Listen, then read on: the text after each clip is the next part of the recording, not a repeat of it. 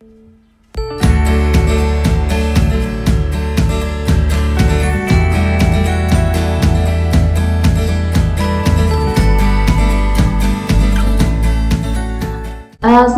warahmatullahi wabarakatuh. Selamat siang teman-teman. Jadi kembali lagi sama saya Dayanti Amir. Saya akan menjelaskan materi selanjutnya dari TWK. Nah, kalau kemarin kan kita fokusnya membahas soal terkait ini ya, integritas, pilar negara, nasionalisme, dan pilar negara.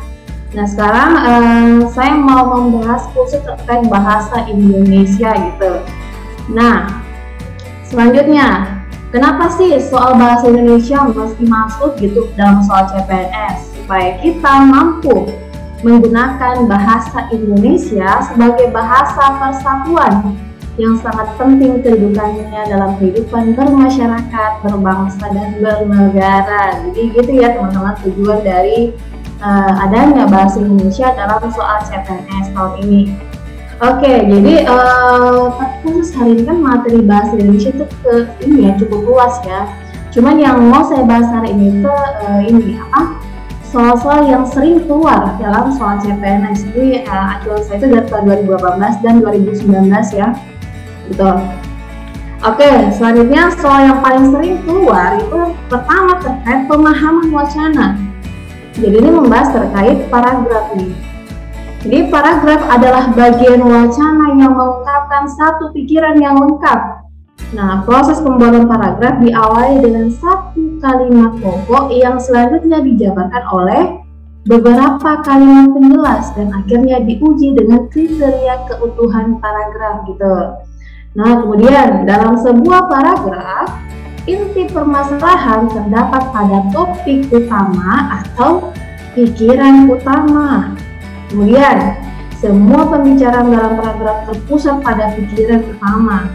Pikiran utama inilah yang menjadi pokok persoalan atau pokok perbincangan, yang mana sering disebut gagasan pokok, kemudian disebut gagasan utama, dan apa ide pokok gitu. Kemudian gagasan utama tersebut dikemas dalam sebuah kalimat topik. Dalam pembuatan paragraf, gagasan utama yang dituangkan dalam kalimat topik dapat diletakkan pada bagian awal, kemudian akhir, awal dan akhir di tengah, atau dapat pula menyebar ke seluruh bagian paragraf. Jadi intinya teman-teman, ide pokok itu selalu berada pada kalimat utama gitu. Nah, tapi khusus untuk soal CPNS ini, kalau saya melihat ide pokok atau gagasan pokok atau gagasan utamanya itu selalu berada pada bagian awal atau akhir saja gitu.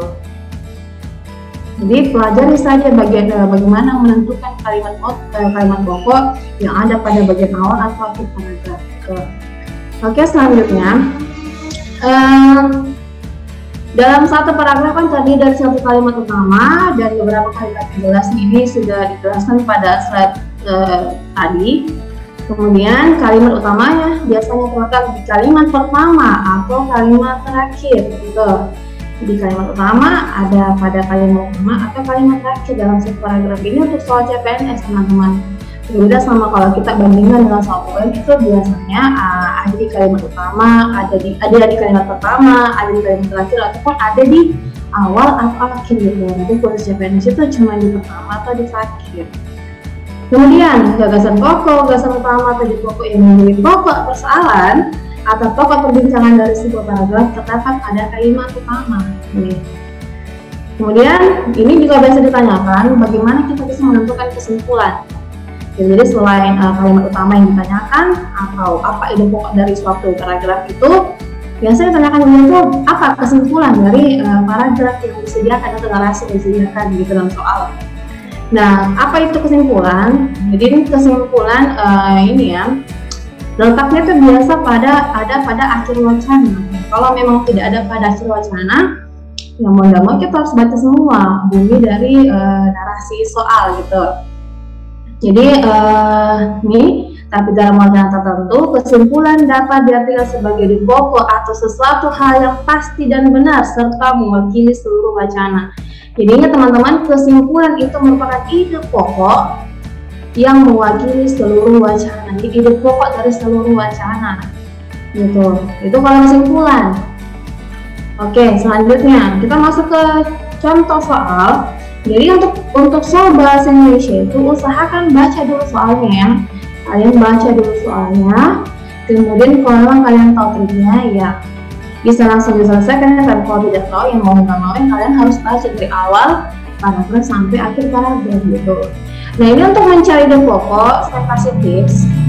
Jadi tips untuk menentukan ide pokok ya, supaya tidak usah dibaca semua, karena sehingga tidak buang-buang waktu gitu.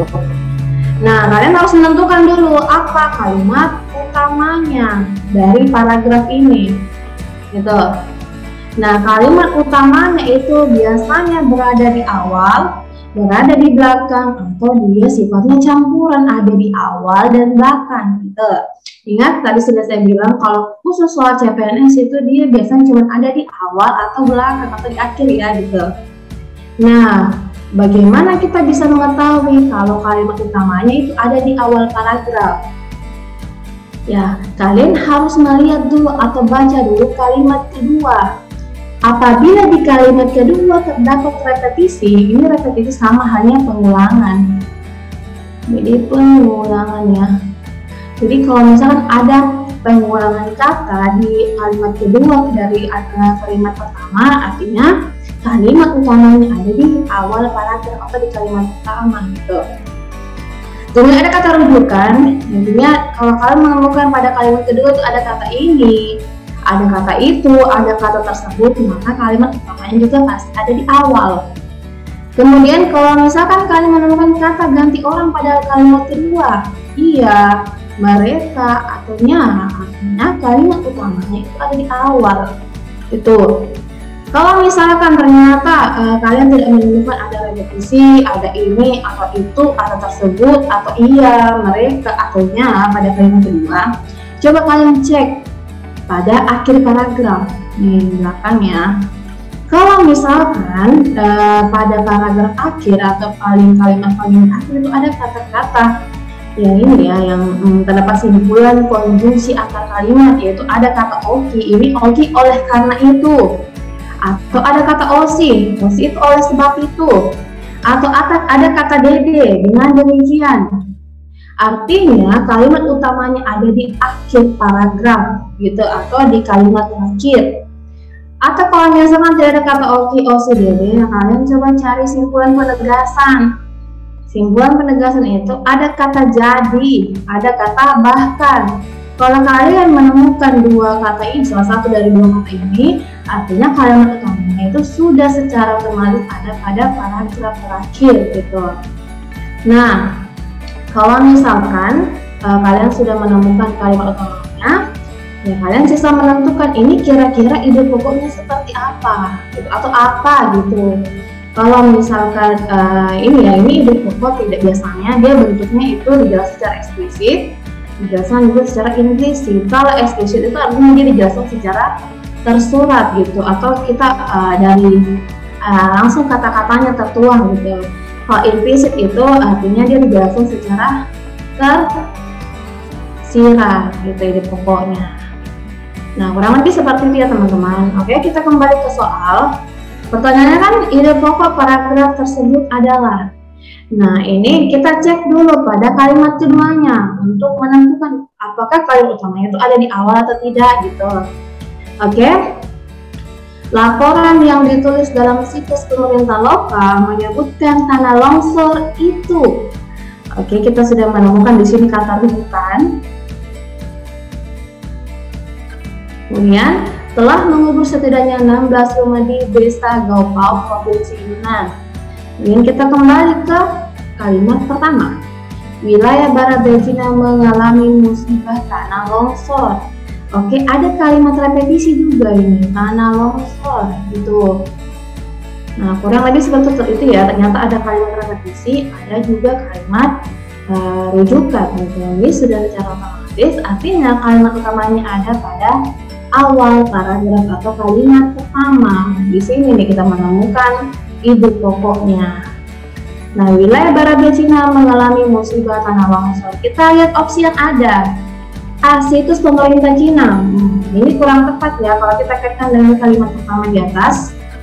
Kesulitan mengevakuasi korban, ini juga kurang tepat. Oke, Cina dan sensornya ini juga kurang tepat ya teman-teman. Kemudian kejadian yang tak terduga ini kurang jelas. Nah, ini yang tepat nih, musibah longsor di Cina. Ini kan sudah jelas nih terjadi musibah longsor di wilayah barat Cina. Ini sudah jelas ya teman-teman, jawabannya adalah error. Oke, kurang lebih seperti itu ya terkait ide pokok. Oke, kita masuk ke contoh soal berikutnya. Nah, ini kita lihat narasinya ini diberikan poin. Ingat teman-teman, untuk menentukan kalimat utama cukup lihat kalimat keduanya dan kalimat terakhirnya. Dan di sini saya sudah sudah bisa mengatakan bahwa poin B, C, dan D ini sudah salah. Ya, jawabannya itu antara poin A atau E. Nah, kita lihat poin 2 dulu untuk menentukan apakah yang benar itu poin A atau kalimat utamanya apakah yang ada di awal atau tidak. Tuh. Ketidakdisiplinan kita terlanjur mewabah, tidak hanya di kalangan rakyat biasa tapi juga di kalangan orang bukan biasa. Oke, dan kita masuk ke kalimat pertama, persoalan berdisiplin. Nah, ini ada kata-kata nih yang diikuti dari kalimat kedua, disiplin. Di sini juga ternyata ada kata-kata disiplin. Bagi bangsa kita terlanjur menjadi persoalan, tetapi ada kalimat repetisi atau pengulangan. Ini kalian sudah tidak usah baca lagi poin 5, karena sudah jelas kalimat utamanya ada di poin 1 atau alfa gitu. Oke, selanjutnya. Nah, ini juga paling sering muncul teman-teman terkait perbaikan kalimat atau penyempurnaan kalimat. Ini terbagi 5 nih, ada terkait penggunaan tanda baca yang benar, penggunaan huruf kapital yang benar, bagaimana penggunaan kata baku yang tepat, kemudian penggunaan huruf miring yang tepat, dan terakhir kalimat efektif gitu. Nah, kita masuk ke tanda baca dulu. Nah, jadi di sini saya telah memperlihatkan terkait tanda baca titik, koma, seru, tanya, dan tanda petik. Kita lihat nih, tanda titik digunakan sebagai penanda akhir kalimat. Jadi ketika ada kalimat kalian tulis misalnya atau jelaskan, nah kalau dia sudah di akhir itu kalian harus menulis tanda titik. Artinya itu menandakan bahwa kalimat tersebut sudah berakhir. Kemudian tanda di penulisan bagan ikhtisar atau daftar. Ini seperti teman-teman kalian pernah kalau kita menulis karya tulis ilmiah atau skripsi misalnya, itu kan kalau kita nulis latar belakang pasti gini, A titik latar belakang. Nah, kayak gini ya teman-teman. Kemudian pemisah angka pada penanda waktu. Jadi kalau misalkan sekarang jam 1:15 gitu, jadi kayak gini nih, 13:15. Ini yang tepat ya kan, kalau kita biasanya kan ada orang menggunakan ini ya, titik 2 ini seharusnya tanda titik saja teman-teman, tidak usah tanda titik 2 tuh. Oke. Selanjutnya peran dalam penulisan referensi. Nah, ini misalnya kalau kalian tulis daftar pustaka kan, misalnya nih, kemudian titik, kemudian review buku ya, jadi saya misalnya pengarang buku gitu, belajar, membaca. Nah, ini harus dipisahkan oleh tanda titik untuk menulis kata selanjutnya, misalnya buka kurung, kota Makassar, dan lain-lainnya. Itu ini harus menggunakan tanda titik dalam penulisan daftar pustaka. Kemudian tidak digunakan pada akhir judul, ini sudah jelas ya teman-teman. Kemudian tidak digunakan pada kepala surat. Ini penggunaan tanda titik. Kemudian tanda koma. Tanda koma diletakkan di tengah kalimat. Nah, misalnya nih, Emma. Jadi Emma pergi ke pasar. Ke pasar membeli tempe, tahu, dan lain-lain ya. Ini di tengah kalimat harus bisa pakai koma ya, supaya memperjelas kalau kita pergi ke pasar untuk apa gitu. Oke.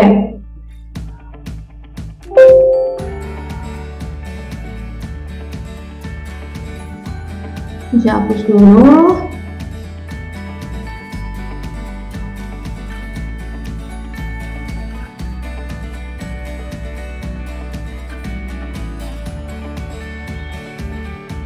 Oke, selanjutnya perbandingan kalimat. Nah, misalnya ya, di sini saya tulis Emma suka memasak, gitu.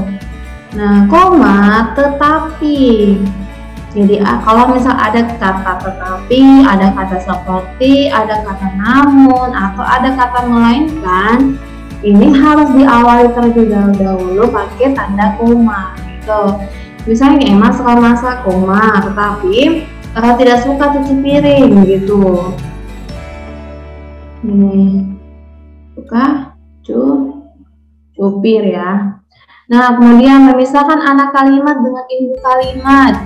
Misalnya nih, jika tempatnya terlalu sempit. Nah, ini induk kalimat, ini anak kalimat ya teman-teman. Kita tidak akan gunakan tempat itu. Nah, ini induk kalimatnya nih. Oke, selanjutnya pemisah artikel. Jadi contoh partikel ya, contoh partikel itu kata oh, kata ya, wah, aduh. Jadi kalau misalkan nih saya bilang wah gitu, Emma cerdas sekali gitu. Nah, ini kata wahnya harus dipilih sama Emma, ini harus dipisahkan oleh tanda koma ya. Kemudian identitas yang ditulis berurutan. Nah, misalnya penulisan nama dan alamat, bagian alamat, tempat dan kata serta nama tempat atau wilayah ditulis secara berurutan harus memakai tanda koma. Misalnya ya, kalau kalian menulis alamat ya, jalan, misalnya jalan Hertasni. Jalan Hertasni 5 ini, kalau kalian menyebutkan kecamatannya atau kelurahannya, RT RW-nya harus pakai tanda koma terlebih dahulu. Jadi koma, kemudian RT atau RW 01, ini ya 02, kemudian koma, tulis kelurahannya apa, koma lagi, kecamatannya apa gitu. Nah, kemudian memisahkan petikan langsung. Misalnya nih, Roro bertanya, ini harus ada koma sebelum ada kata petikan langsung. Kemudian catatan kaki. Nah, tadi berbeda dengan ini, daftar pustaka kalau catatan kaki kan nama orang kemudian judul-judulnya itu dipisahkan oleh tanda koma.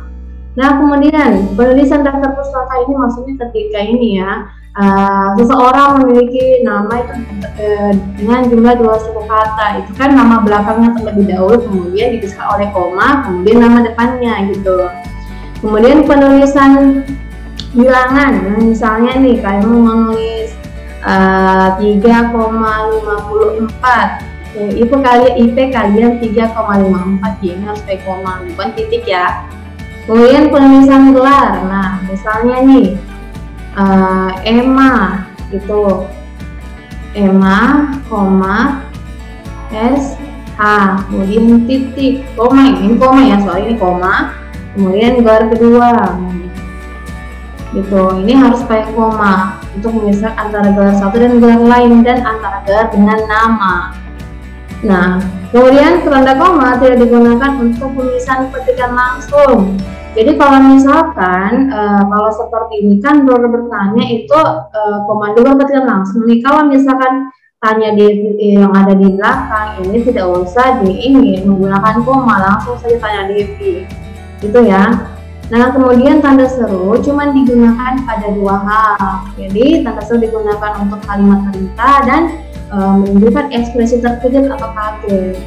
Nah, kalau tanda tanya juga cuma digunakan pada 2 hal. Pertama, terkait ketika kita menanyakan sesuatu itu harus menggunakan tanda koma dan digunakan dalam tanda kurung. Jadi artinya tanda tanya seperti ini ya, buka kurung, tanda tanya, tutup kurung. Nah, ini untuk menyatakan bagian dari sebuah kalimat yang masih kurang dapat dibuktikan keabsahannya gitu.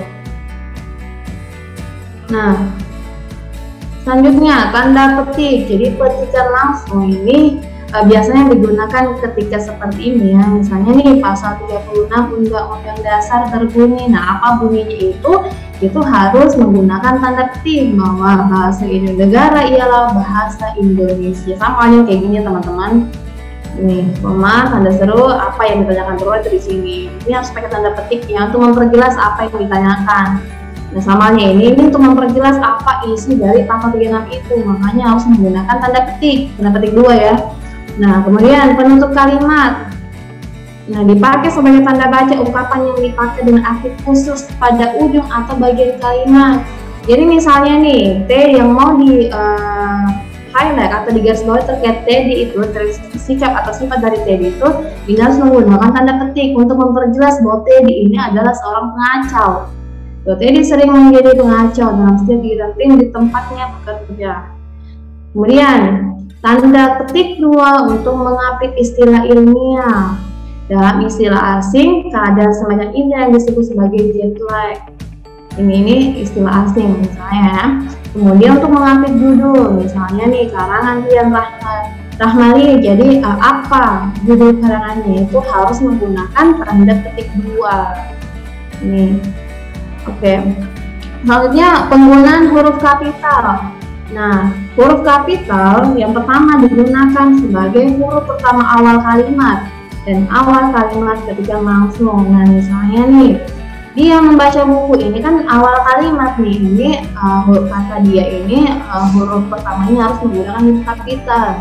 Sama halnya adik bertanya, koma, tanda petik kapan kita pulang. Jadi kalimat yang dia tanyakan itu awalnya harus menggunakan huruf kapital. Jadi kapan, jadi kan ya yang menggunakan huruf kapital. Kemudian yang kedua, penggunaan huruf kapital itu digunakan untuk nama orang gitu, misalnya Amir Hamzah. Ini sama hanya ketika kita punya nama dengan 3 suku kata ya, misalnya Amir Hamzah Amir. Nah, ini juga hanya harus menggunakan huruf kapital gitu. Kemudian terkait nama keagamaan gitu, itu semuanya harus menggunakan huruf kapital, mau dia di awal, mau di belakang, mau di tengah ya. Nah, misalnya nih Islam, ini huruf kapital. Kemudian Al-Quran juga misalnya A-nya harus huruf kapital. Alkitab juga nih A-nya ini harus huruf kapital. Tuhan itu, apalagi biasa Allah itu, ini A-nya harus menggunakan huruf kapital. Kemudian juga terkait peristiwa, kemudian ini ya, misalnya konferensi Asia Afrika, ini K, A-nya itu harus menggunakan huruf kapital. Kemudian terkait ini juga hari besar ya, misalnya hari besar kemerdekaan, misalnya ini juga ya seperti Idul Fitri gitu, salah satu hari besar dari umat muslim. Jadi I-nya itu harus menggunakan Idul Fitri. Jadi di sini I dan F-nya itu harus menggunakan huruf kapital juga gitu. Apalagi geografi ini ya yang menunjukkan kata tempat gitu, misalnya Amerika, kemudian bangsa Amerika, ini cukup nama geografinya saja yang menggunakan huruf kapital ya, Amerika, kemudian bahasa Indonesia gitu. Nah, ya tapi berbeda terkait ini. Kalau misalkan dia menunjukkan dari kota Makassar gitu, kota Makassar. Nah, ini K-nya kalau dia diikuti dengan nama kota, ini harus menggunakan huruf kapital K-nya. Itu sama halnya kalau kita mau bilang provinsi ya, ini di sini. Nah, provinsi DKI Jakarta misalnya. Nah, ini P-nya, D-nya, J-nya itu harus menggunakan huruf kapital. Ini kan sudah kesatuan nih. Ini P-nya juga harus menggunakan huruf kapital ya, karena diikuti nama tempat. Kemudian nama organisasi. Nah, misalnya nih ada organisasi namanya Shalom Students Association. Jadi all students ya. Nah, ini A-nya harus menggunakan L, S, A ini menggunakan huruf besar, sama hanya PBB. Perserikatan ya, perserikatan bangsa. Nah, ini B, B, dan P ini harus menggunakan huruf kapital di awal. Nah, apalagi terkait nama dokumen. Nah, misalnya nih Undang-Undang Dasar. Jadi ini Undang-Undang Dasar Nah, ini U dan D ini harus menggunakan huruf kapital juga gitu, karena ada pada awal dari kata-kata dokumen ini. Kemudian apalagi? Tahun, misalnya Masehi, ini M harus menggunakan huruf kapital. September itu S-nya menggunakan huruf kapital. Jadi terkait itu ya. Kemudian tidak dipakai pada kata tugas, kemudian tidak dipakai pada nama orang yang merupakan nama jenis atau satuan ukur, misalnya nih mesin diesel atau 5 ampere, ini hanya tidak usah menggunakan huruf kapital. Tidak dipakai pada unsur nama orang yang bermakna anak dari atau bin, fon, dan lain-lain. Jadi cukup nama orangnya saja menggunakan huruf kapital di awal ya, tapi kalau kata binnya tidak usah gitu. Kemudian selanjutnya huruf kapital digunakan untuk nama gelar ya, atau jabatan yang diikuti nama orang atau yang dipakai sebagai sapaan. Misalnya nih Sultan Hasanuddin, ini S-nya ini hanya harus menggunakan huruf kapital. Sama halnya kalau saya menulis ini ya, sarjana hukum misalnya, ini S dan H-nya ini juga harus menggunakan huruf kapital gitu. Apalagi terkait ini juga Gubernur Papua Barat, Gubernur Sulawesi Selatan, jadi G-nya, kemudian nama yang menunjukkan tempat ini juga nama geografis ya, sama halnya di sini di geografi, ini harus menggunakan huruf kapital di awal katanya. Sama kalau saya bilang wali kota Makassar, negara Indonesia. Tapi kalau misalkan gubernur ini, kata gubernur ini tidak diikuti dengan nama geografi, ini tidak usah menggunakan huruf kapital, cukup huruf kecil saja ya teman-teman gitu.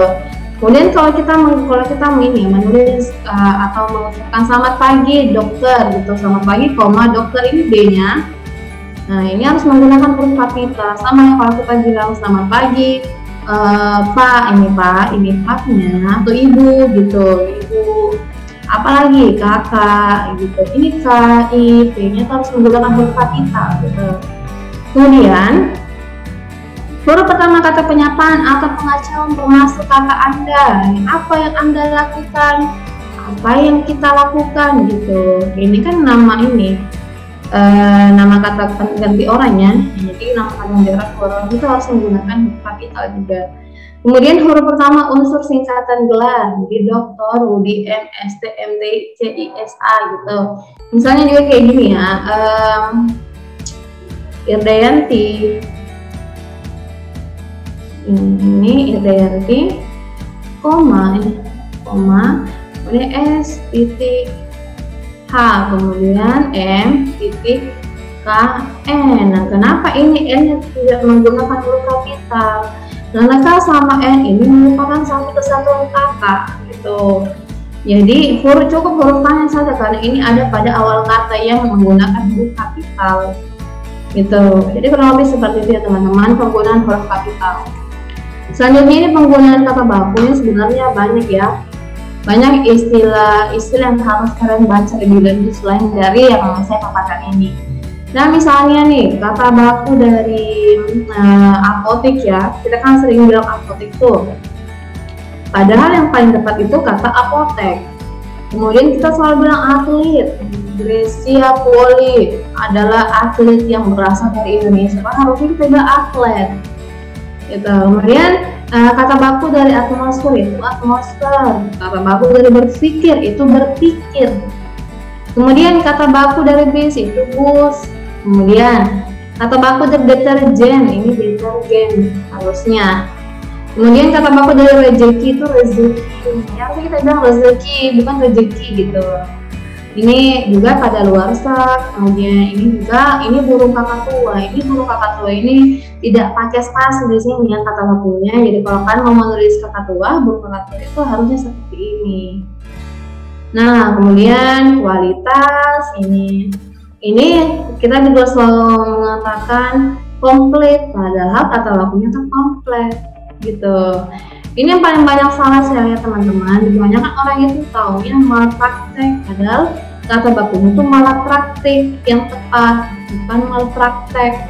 Kemudian kata baku dari nasihat itu nasihat. Nah ini ikhlas. Kemudian ini yang selalu saya dengar, Pak saya saya mau melegalisir ijazah, padahal yang paling tepat itu legalisasi. Legalisir juga ini tidak ditemukan dalam istilah hukum. Ini legalisasi yang paling tepat. Kemudian pasca sarjana ini tidak boleh ada spasi teman-teman, jadi harus disambung ya harusnya. Kemudian kata praktek harusnya jadi praktik, kemudian survei, harus tulis survei, jadi harus di huruf terakhirnya. Kemudian teknik, harusnya teknik. Kemudian tentram, ini paling sering salah, yang kata bakunya harusnya itu tentram gitu. Hutang harusnya utang, kemudian zaman harusnya zaman, izin harus izin, kemudian kwitansi dan materai, ini paling banyak salah, harusnya itu materai gitu. Oke, jadi di luar dari ini tolong pelajari hal lain lagi ya teman-teman, karena ini sangat sedikit sekali yang saya cantumkan di sini gitu.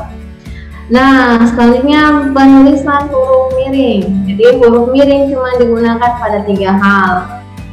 Ini huruf miring dipakai untuk penulisan judul buku, nama majalah, kemudian dan surat kabar yang dikutip dalam tulisan. Misalnya nih, ayah sedang membaca Kompas, ini kan nama surat kabar ya, surat kabar Kompas. Kemudian kakak baru saja membeli buku Laskar Pelangi, nama buku, ini harus menggunakan huruf miring gitu.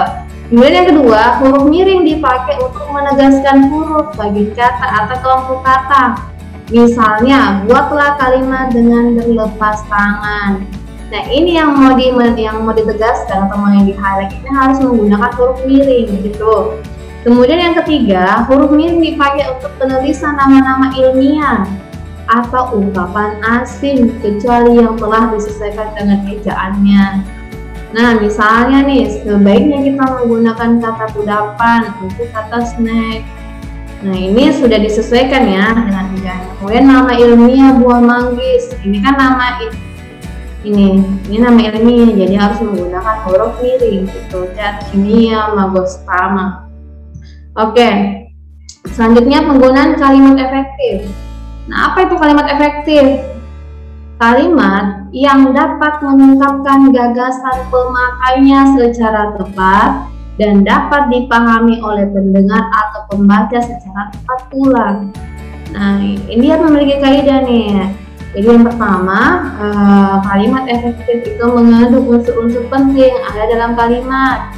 Kemudian terdapat aturan-aturan tentang ejaan yang disempurnakan. Kemudian terkait cara-cara memilih kata dalam kalimat. Maka inilah yang disebut kalimat efektif. Nah, kalimat efektif punya 6 ciri-ciri. Jadi ada kalimat efektif yang membahas terkait kesepadanan, kemudian terkait keparalelan, kemudian kecermatan, kepaduan, kelogisan, dan kegenatan. Nah, bagaimana tips praktis dari kalimat efektif? Pilih saja kalimat yang enak didengar dan sedap dibaca, itu tips praktisnya ya.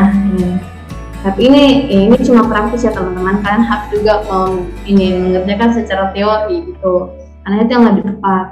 Nah, misalnya nih contoh yang paling sering keluar, penggunaan kata yang tidak boros atau mubazir terdapat pada kalimat. Ini ya, highlight yang tidak mubazir gitu. Ini sebelum kita menjawab, kita lihat dulu aturannya.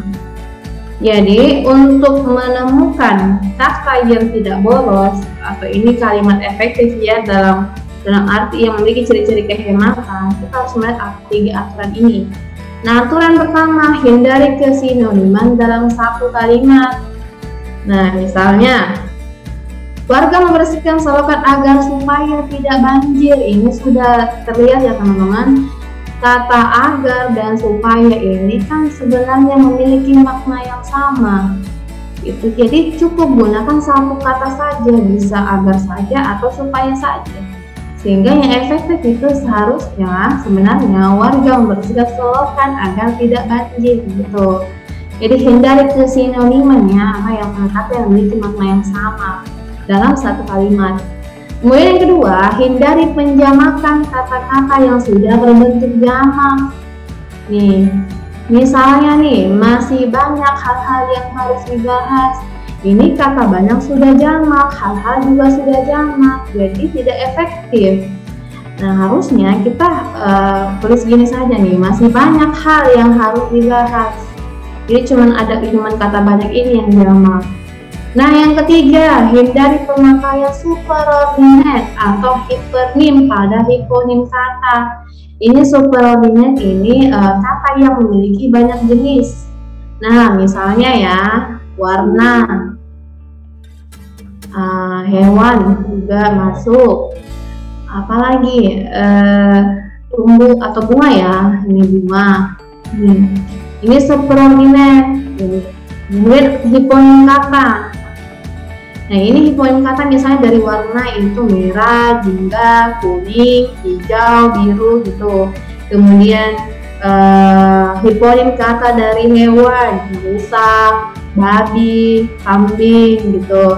Kemudian hiponim kata dari bunga, melati, mawar gitu. Jadi hiponim kata ini jenis-jenis dari kata superordinate gitu. Misalnya nih, ia memakai celana warna merah. Ini superordinate, ini hiponimnya. Ini tidak efektif. Jadi tidak boleh superordinate dan hiponim ada atau saling berdampingan. Nah, jadi yang paling tepat itu harusnya ia memakai celana merah. Jadi hiponimnya saja yang kalian tuliskan. Supaya lebih jelas, tidak usah lagi superordinate-nya. Itu yang efektif. Gitu. Kemudian kita kembali ke soal. Nah, poin A, buah nanas dan buah semangka adalah buah kesukaan adik.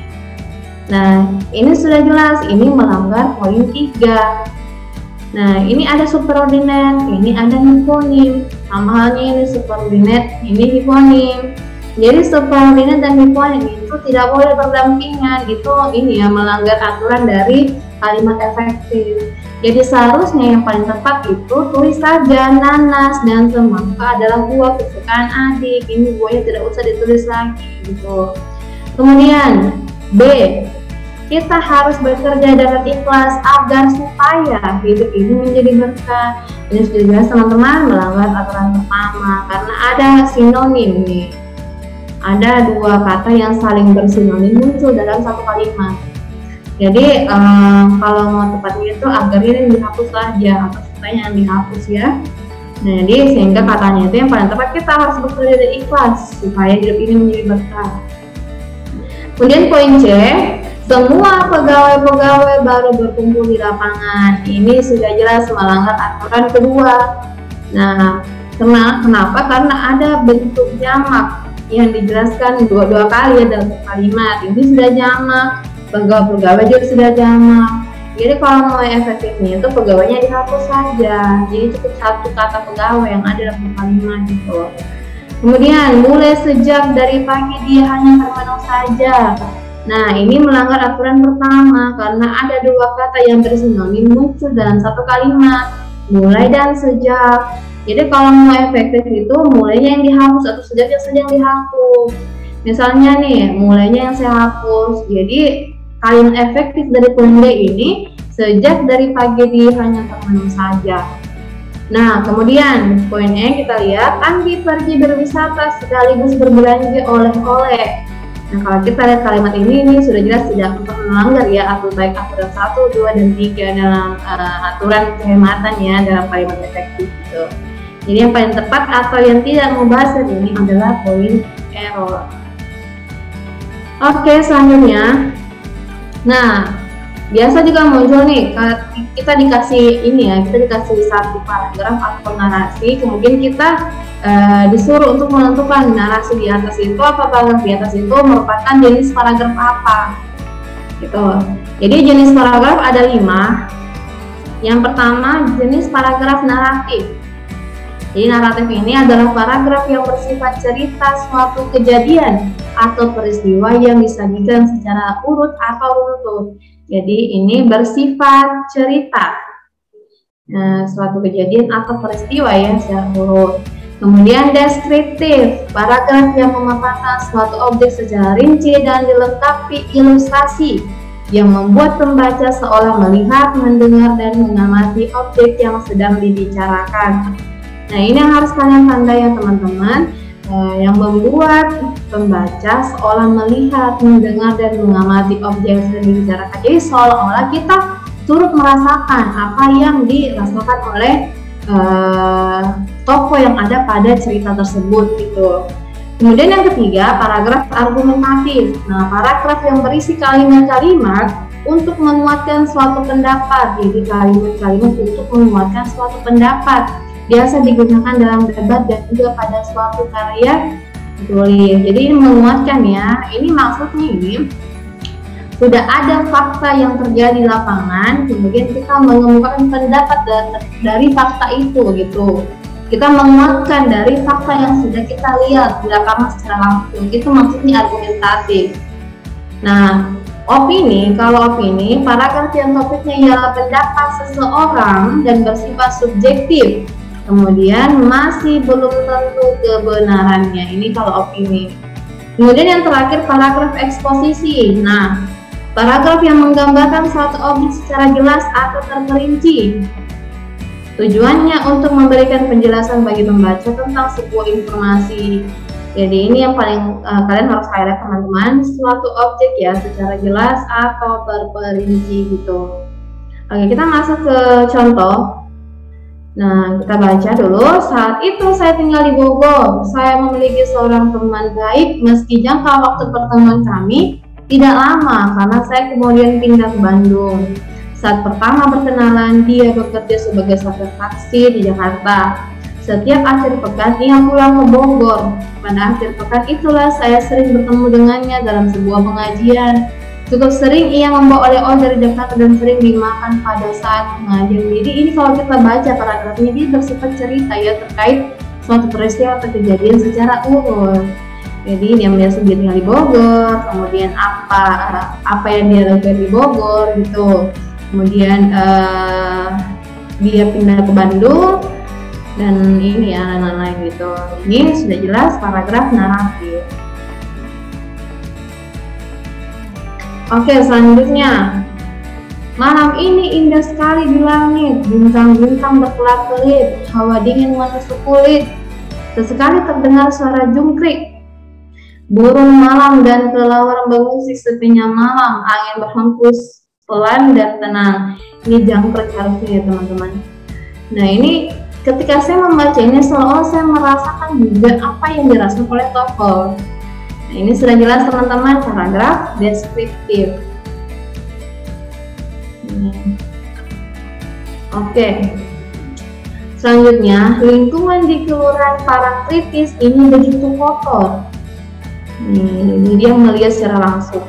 Sampah-sampah berserakan di mana-mana dan selokan tempat mengalirnya juga tampak kotor memprihatinkan. Nyamuk senang bersarang dan bertelur di selokan karena airnya menggenang. Oleh sebab itu, seharusnya kita sebagai warga yang baik harus sadar dan bersama-sama membersihkan lingkungan sehingga terciptalah Kelurahan Parangtritis yang asri dan sehat. Nah, di sini sudah jelas paragraf argumentatif. Nah, ini ya, argumentatif.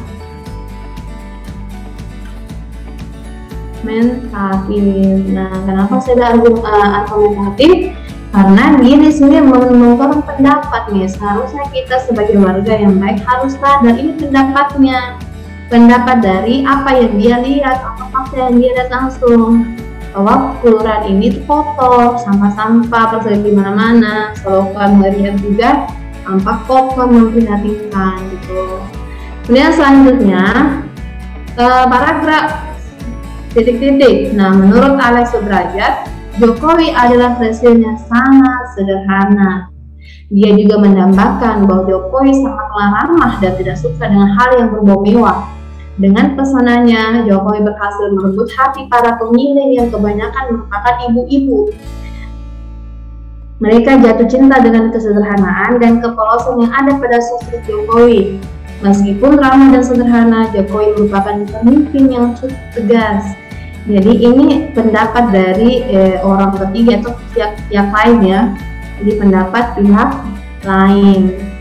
Nah, ini belum tentu kebenarannya bahwa apa yang dikatakan Alex itu apakah memang seperti itu sebenarnya Jokowi.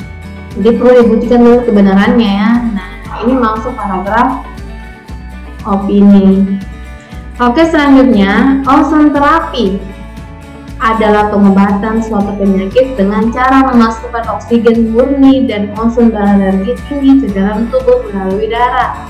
Ozon terapi merupakan terapi yang sangat bermanfaat bagi kesehatan, baik untuk menyembuhkan penyakit yang kita derita maupun sebagai pencegah penyakit.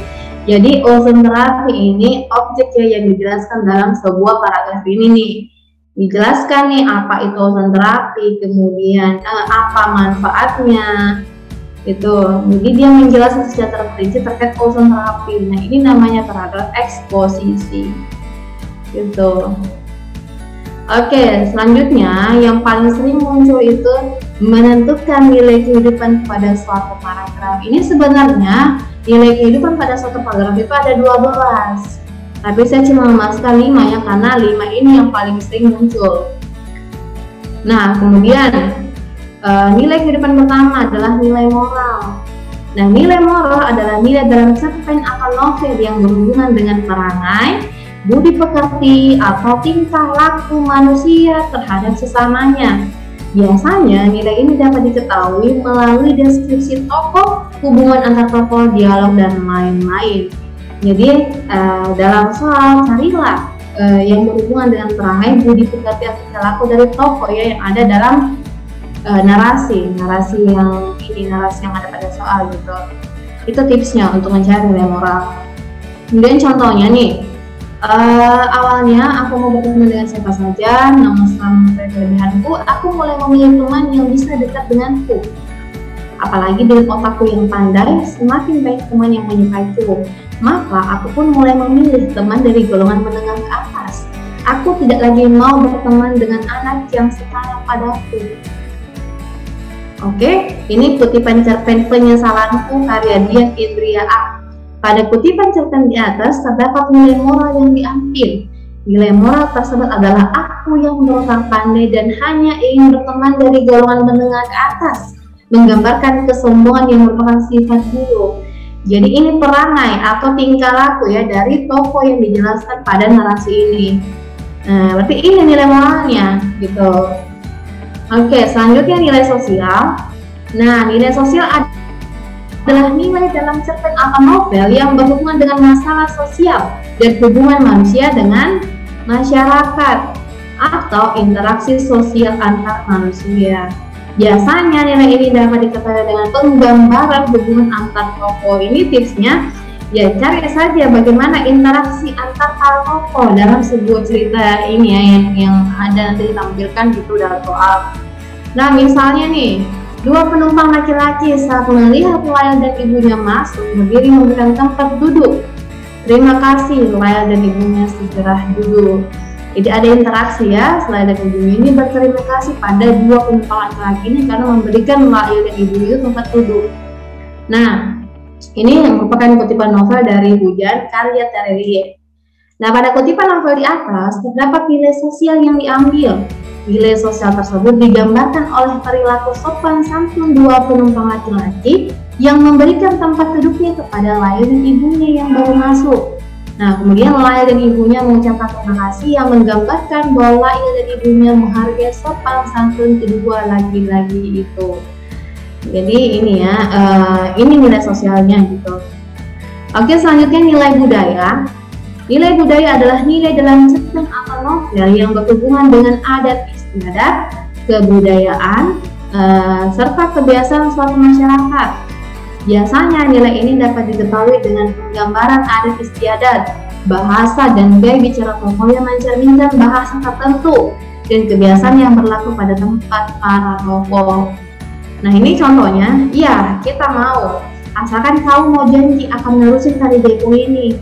Kan asik kalau kita bisa mewakili Indonesia ke berbagai negara. Ini merupakan kutipan cerpen Jaipong karya Aliza Aurelia. Nah, pada kutipan cerpen di atas terdapat nilai budaya yang diambil. Nah, nilai budaya tersebut adalah tari Jaipong yang merupakan tarian tradisional atau kebudayaan khas Jawa Barat. Nah, selanjutnya nilai estetika. Nilai estetik adalah nilai dalam cerpen atau novel yang berhubungan dengan keindahan, baik dari segi bahasa, kemudian penyampaian cerita, pelitisan alam, keistimewaan tokoh, dan lingkungan sekitar tokoh. Nah, misalnya Karyamin melangkah pelan dan sangat hati-hati. Beban yang menekan pundaknya adalah pikulan yang digantungi 2 keranjang batu kali. Jalan tanah yang sedang didakinya sudah licin dibasahi air yang menetes dari tubuh Karyamin dan kawan-kawan. Kutipan cerpen Senyum Karyamin karya Ahmad Tohari. Nah, pada kutipan cerpen di atas terdapat nilai estetika yang diambil. Nah, nilai estetika tersebut terdapat pada penggunaan kalimat beban yang menekan pundaknya adalah pikulan yang digantungi 2 keranjang batu kali. Jalan tanah yang sedang didakinya sudah licin dibasahi air yang menetes dari tubuh. Nah, penggunaan kata beban ini, kemudian ada kata menekan dan pikulan itu merupakan bentuk permainan bahasa yang indah. Nah, gambaran nuansa sekitar pelaku juga menjadikan cerpen ini semakin jelas dan hidup. Ini menggunakan ini ya kata-kata yang bahasa ya, kata atau bahasa yang indah gitu. Itu merupakan nilai estetikanya. Selanjutnya yang terakhir nilai religius. Jadi nilai religius itu adalah nilai dalam cerpen atau novel yang berhubungan dengan kepercayaan atau ajaran agama tertentu. Nah, biasanya nilai ini dapat diketahui dengan simbol agama tertentu, kemudian kutipan atau dalil dari suatu kitab suci, dan penggambaran nilai-nilai kehidupan yang dilandasi ajaran agama yang bersifat universal. Nah, misalnya, sebenarnya sangat banyak kejadian seperti itu yang terjadi kepada aku, sangat sering. Terkadang aku bingung dengan orang-orang yang tak peduli untuk menutup aurat mereka. Sungguh sebenarnya apa arti jilbab bagi mereka? Ini merupakan kutipan cerpen Apa Arti Jilbab Bagimu ya, karya Lamia NS. Nah, pada kutipan cerpen di atas terdapat nilai religius yang diambil.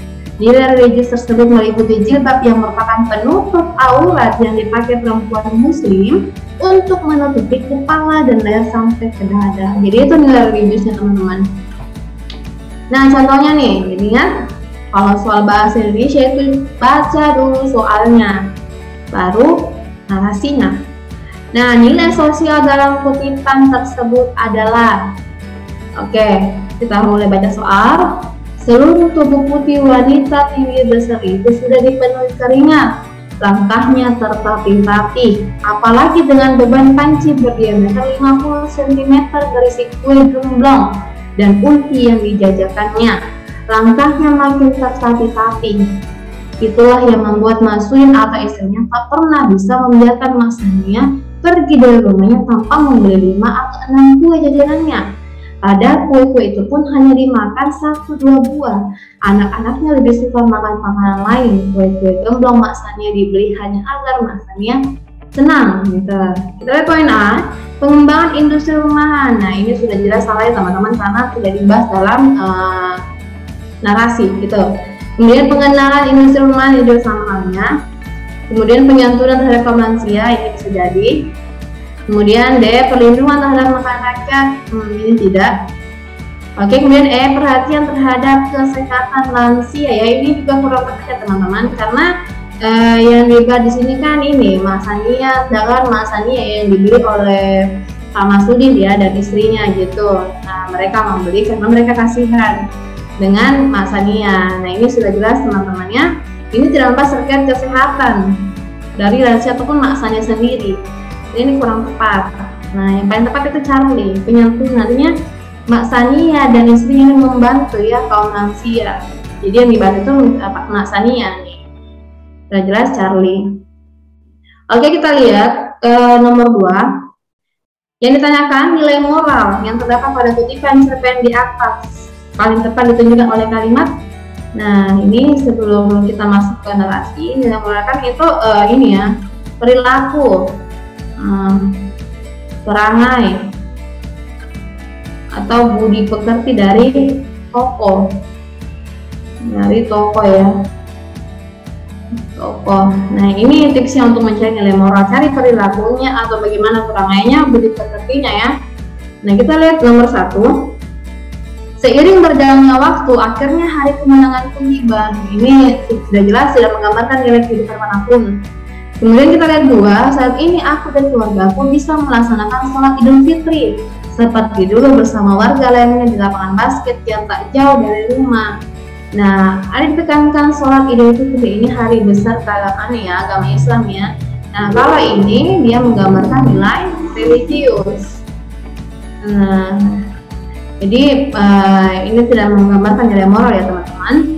Kemudian kita lihat nomor 3, sehabis melaksanakan sholat Idul Fitri di lapangan, kami pun berlebaran ke rumah tetangga dan saudara terdekat. Ini maksudnya kayak ziarah ya teman-teman. Jadi habis lebaran kita bersilaturahmi ke rumah para tetangga. Itu kan merupakan budaya kita atau kebiasaan yang sering kita lakukan setelah Idul Fitri. Nah, artinya poin 3 ini juga masuk ke nilai budaya. Nah, sama halnya ini ya, ada juga kata-kata melaksanakan sholat Idul Fitri. Jadi selain dari nilai budaya yang ada pada poin 3, ini juga menampilkan nilai religius. Gitu. Oke, kita lihat 4. Namun di perayaan kali ini ayah memutuskan untuk tidak mudik meskipun virus COVID-19 mulai mereda. Di sini kita lihat tokoh ayah. Nah, ini tokoh ayah, dia ternyata menampilkan sikap disiplin karena tidak mudik walaupun virus COVID-19 mulai mereda. Nah, ini juga dia menampilkan sikap antisipatif ya, antisipatif terhadap ya ini walaupun sudah mereda dia tetap antisipatif terkait ini ya penyebaran virus COVID-19. Ini menampilkan perangai atau perilaku nih 2 ini. Artinya poin 4 ini mencerminkan nilai moral gitu. Kalau kita lihat 5, kami melakukan Zoom untuk berlebaran dengan saudara yang ada di kota seberang. Nah, kalau kita lihat kan selama pandemi ini hampir semua orang melakukan aktivitas tatap muka itu menggunakan aplikasi Zoom. Artinya menggunakan aplikasi Zoom ini sudah menjadi kebiasaan yang dilakukan orang zaman sekarang gitu. Jadi sudah menjadi budaya juga. Artinya poin 5 ini bisa mencerminkan nilai budaya gitu. Jadi sudah jelas teman-teman, yang paling tepat itu adalah delta atau poin 4. Oke, selanjutnya aturan penulisan angka atau bilangan dalam kalimat ini juga sering masuk. Jadi aturannya itu ada 5. Yang pertama, bilangan pada awal kalimat ditulis dengan huruf ya. Jadi bilangan itu harus ditulis menggunakan huruf ketika dia harus ditulis di awal kalimat. Ya, tidak boleh kita tulis seperti ini 10 siswa pada awal kalimat ditulis ini, tidak boleh 10 ya. Tidak boleh angka kita gunakan, harus huruf nih. Kemudian 2, angka dipakai untuk menomori halaman. Misalnya jangan melatih nomor 25. Jadi tidak boleh seperti ini, kalian tulis seperti ini 25-nya menggunakan huruf. Ini salah, harus ini ada 25. Kemudian yang ketiga, angka adalah akhiran dihubungkan dengan tanda hubung. Misalnya tahun 1970-an. Nah, ini an dan angka ini harus menggunakan tanda hubung. Sama halnya ketika kita menggunakan ini abad ke-21 ini, kata ke dan 21-nya ini harus menggunakan tanda hubung, tidak boleh tidak ada ini gitu. Kemudian aturan keempat, bilangan dalam teks ditulis dengan huruf ketika bisa dinyatakan dengan 1 atau 2 kata. Nih misalnya nih 5 ini kan cuma 1 kata doang gitu, jadi harus ditulis huruf. 3 juta juga cuma 2 kata, harus ditulis menggunakan huruf gitu. Kalau misalkan lebih dari 2 huruf seperti aturan 5 ini, bahwa bilangan dalam teks itu sudah angka ketika harus dinyatakan dengan lebih dari 2 kata. Jadi kalau misalkan nih 36 ini kan ada 3 kata, itu harus ditulis menggunakan angka. Sama halnya 21 ini menggunakan 3 kata, ini juga harus menggunakan angka. Jadi kurang lebih seperti itu teman-teman terkait aturan penulisan angka. Nah, jadi untuk penjelasan bahasa Indonesia cukup, ini saran saya cukup kalian pelajari terkait apa yang saya ajarkan tadi. Tapi kalau misalkan memang mau lebih, itu kan bisa pelajari di tempat lain juga ya teman-teman. Jadi ini yang saya tampilkan dari tadi ini adalah soal-soal atau materi yang selalu muncul dalam soal CPNS gitu. Nih. Tapi tidak menutup kemungkinan juga ada mungkin masuk ya materi di luar ini, jadi pelajari saja semuanya. Oke teman-teman, untuk materi bahasa Indonesia sudah selesai saya sampaikan. Semoga apa yang sampaikan bisa bermanfaat untuk kalian dan semoga bisa menjadi ini ya, membantu kalian untuk bisa lulus CPNS tahun 2021 ini. Oke, good luck semua. Saya tutup hari ini. Assalamualaikum warahmatullahi wabarakatuh.